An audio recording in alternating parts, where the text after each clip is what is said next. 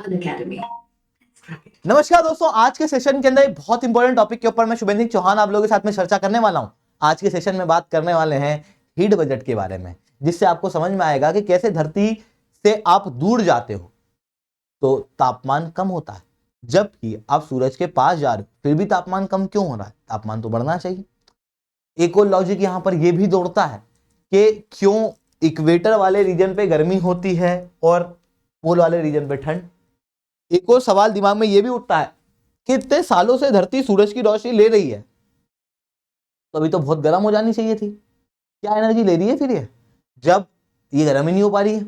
तो क्यों नहीं हो रही है लगातार गर्म, उसके ऊपर भी हम लोग बात करेंगे सेशन के अंदर। देखो दोस्तों, होता क्या है कि सूरज अगर 100% एनर्जी धरती को देता है, मतलब धरती तरफ आती है, तो वो पूरी एनर्जी धरती के अंदर नहीं आ पाती, एटमॉस्फेयर में एंटर नहीं करती। एक एनर्जी रिफ्लेक्ट होती है, एक एनर्जी अंदर एंटर करती है। एटमॉस्फेयर रिफ्लेक्ट क्यों करती है? रिफ्लेक्ट इसलिए करती है क्योंकि धरती के आसपास कई सारे क्लाउड्स हैं जिसमें वाटर वेपर है, कई सारे बर्फीले क्लाउड है, वो क्या करते हैं? रेडिएशन को रिफ्लेक्ट कर देते हैं। इवन धरती के ऊपर भी आप देखोगे तो कुछ एक बड़ा रीजन क्या है? बर्फीला, सफेद कलर का। सफेद कलर की खासियत है कि वो एनर्जी को अब्सॉर्ब नहीं करता, रिफ्लेक्ट कर देता है, तो वो एनर्जी भी क्या हो जाती है? रिफ्लेक्ट हो जाती है। तो धरती और धरती का एटमॉस्फेयर एक बड़ी एनर्जी रिफ्लेक्ट कर देता है। जो 100% एनर्जी आई उसमें से लगभग 35% की एनर्जी जो है वो रिफ्लेक्ट कर दी जाती है। इसी को हम क्या कहते हैं कि ये धरती का क्या है? अल्बेडो।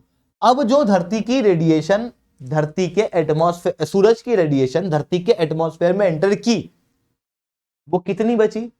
65%, यानी कि 65%। इस 65% एनर्जी में से 14% एनर्जी एटमॉस्फेयर अब्सॉर्ब कर लेता है, क्योंकि एटमॉस्फेयर क्या है? हवा, कई सारी गैसेस हैं, कार्बन डाइऑक्साइड वगैरह, ये सारी गैसेस जो है वो कई सारी एनर्जी को अब्सॉर्ब कर लेते हैं। 14% जो है वो एटमॉस्फेयर में चल जाती है, बची 51%। 51% धरती के पास पहुंचती है। अब जो एनर्जी धरती के पास पहुंच रही है, मतलब सूरज जो 100% एनर्जी अगर धरती को दे तो उसका 51% धरती तक पहुंच रही है, तो फिर धरती तो गर्म हो जानी चाहिए थी। होता यह है कि दिन में धरती जो है वो सूरज की रेडिएशन को लेती है, धरती गर्म होती है, पर रात के समय धरती इन्हीं 51% एनर्जी को वापस से रेडिएट कर देती है। अब धरती की जो एनर्जी रेडिएट होती है उसमें से 34% एटमॉस्फेयर में जाती है और बाकी की बाहर के एटमॉस्फेयर में, बाहर स्पेस में 17%। अब आप देखो, 34% धरती एटमॉस्फेयर को एनर्जी दे रही है और 14% सूरज। तो एटमॉस्फेयर के लिए मेन सोर्स ऑफ एनर्जी क्या हुआ? धरती। इसी कंडीशन में आप धरती से जितना दूर जाओगे उतना क्या होगा? तापमान कम होता हुआ लगेगा, क्योंकि धरती जो है वो यहां पर मेन सोर्स ऑफ एनर्जी है। अब आप देखो कि एटमॉस्फेयर ने क्या किया? 14% एनर्जी सूरज से ले ली, फिर धरती ने जब रेडिएट करी तब भी 34% ले ली। इसके पास तो 48% एनर्जी आ गई, तो फिर तो एटमॉस्फेयर गर्म होते रहना चाहिए था, क्यों नहीं हो रहा? क्योंकि बाद में ये 48% एनर्जी को एटमॉस्फेयर भी रेडिएट कर देता है। इस तरीके से जो पूरा बजट है वो मेंटेन होता है।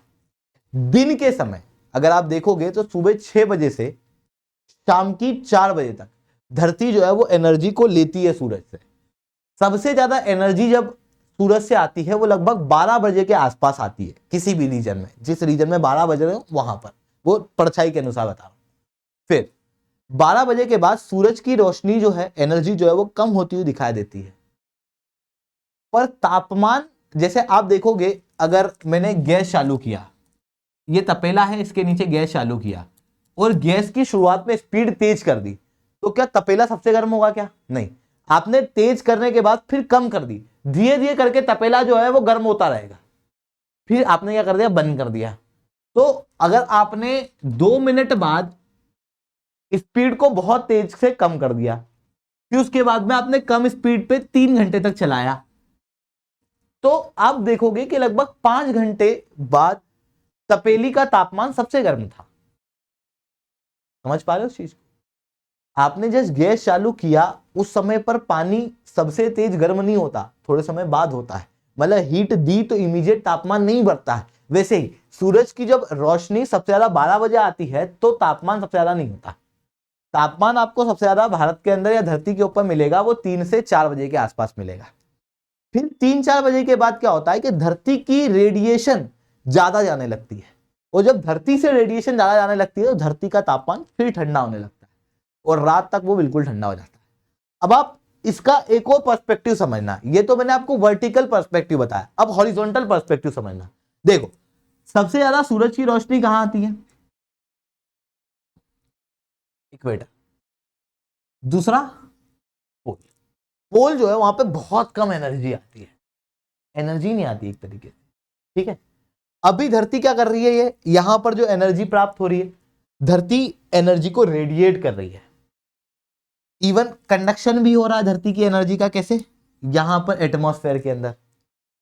अब एक और चीज बताता हूं, दैट इज एडवेक्शन। एडवेक्शन क्या होता है कि यहां पर एनर्जी ज्यादा आई, यहां पर एनर्जी कम है।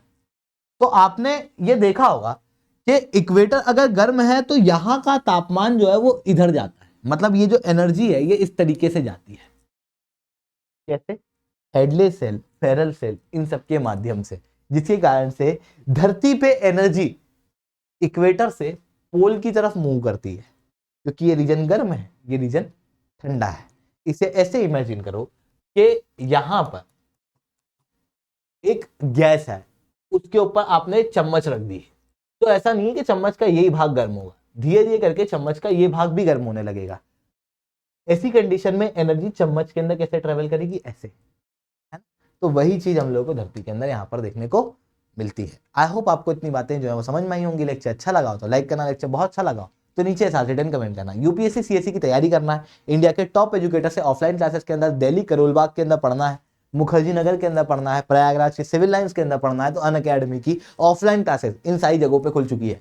दोस्तों अगर आप चाहते हो कि इन ऑफलाइन क्लासेस के अंदर खुद को रजिस्टर करो, तो नीचे एक काउंसलिंग फॉर्म मैंने दिया हुआ है, उस काउंसलिंग फॉर्म मतलब एक कमेंट देखना, जहां पर सबसे पहला कमेंट है पाथफाइंडर नाम से, उसके अंदर लिंक है, उस लिंक को टच करना, उसको पूरा फिल कर देना।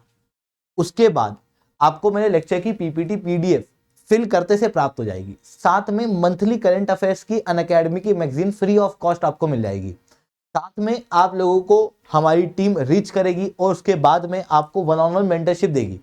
अनअकैडमी पे आप कोई भी सब्जेक्ट का सब्सक्रिप्शन लेते हो कभी, तो आपको 40% तक का डिस्काउंट मिलेगा। ऑफलाइन के अंदर कभी भी जाते हो तो आपको डेमो क्लासेस अवेलेबल होंगी। ये 5 फायदे आप लोगों को उस काउंसलिंग फॉर्म से मिलने वाले हैं। नीचे जो काउंसलिंग फॉर्म है उसको फिल आउट जरूर करना। ये सब कुछ क्योंकि आपको फ्री ऑफ कॉस्ट मिलने वाला है उस काउंसलिंग फॉर्म को भरने के बाद। आई होप आपको इतनी बातें समझ में आई होंगी। इसके अलावा हमारी बैचेज ऑलरेडी शुरू हो चुकी है। अगर आप प्रीलिम्स के बच्चे हो तो प्रीलिम्स का क्रैश कोर्स शुरू हो चुका है, सीसेट का क्रैश कोर्स शुरू हो चुका है। वहीं अगर आप मेंस की ही तैयारी करना चाहते हो केवल, तो आपके लिए ऑप्शनल का कोर्स और मेंस गाइडेंस प्रोग्राम है। अगर आप प्रीलिम्स मेंस इंटरव्यू तीनों की तैयारी करना चाहते हो तो आपके लिए फाउंडेशनल बैच जो है वो ऑलरेडी शुरू हो चुकी है, और कई सारी बैचेज जो है वो शुरू होने वाली है। नई बैचेज 4 जनवरी से प्रयागराज के अंदर, 27 जनवरी से करोल बाग के अंदर और 31 जनवरी से मुखर्जी नगर के अंदर होने वाली है। तो बिल्कुल से आप इसके अंदर एनरोल कर सकते हो। इसके अलावा अगर आपको चाहिए कि हमारे सेंटर पे कौन कौन सी फैसिलिटीज है ये देखना, तो इस लेक्चर को, इस वीडियो को बिल्कुल एंड तक देखना।